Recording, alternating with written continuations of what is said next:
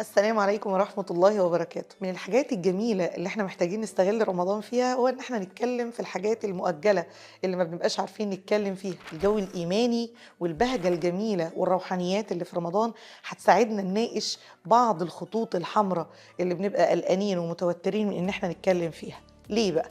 ايه اللي هيضيفه رمضان عشان اقدر اتكلم في مواضيع محرجة؟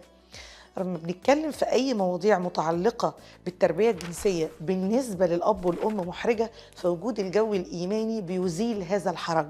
لما بتتكلم فيها وتربطها بالعقيدة، لما بنتكلم فيها على أنها فطرة ربنا سبحانه وتعالى اللي خلقنا عليها، الأمور بتختلف تماما سواء في طريقة أدائي أو في تلقي أبنائنا لهذا الموضوع. من أهم الأمور دي وهي البلوغ. الأسئلة بتاعت البلوغ كتير واحنا بنبقى عايزين نرد، وحتى لو عندنا معلومة بنبقى قلقانين واحنا بنقولها. اربط أي حاجة في البلوغ أو في النمو بتاع أطفالك بالجزء المهم جدا في رمضان وهو العقيدة، إن ربنا سبحانه وتعالى هو اللي عمل ده. ربنا خلقنا كده، فطرة الكون كده.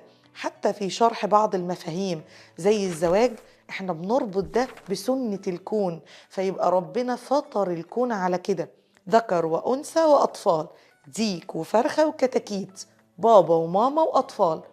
فما يبقاش مرتبط في ذهنه بخزي أو إن دي حاجة عيب أو إن دي حاجة تحرج. هو محتاج يتعلم عن نفسه، هو محتاج يتعلم أكتر عن المراحل اللي هيخش عليها عشان يبقى مهيئ نفسيا لده، عشان ما يتصدمش من البلوغ أو يقلق أو يتوتر منه.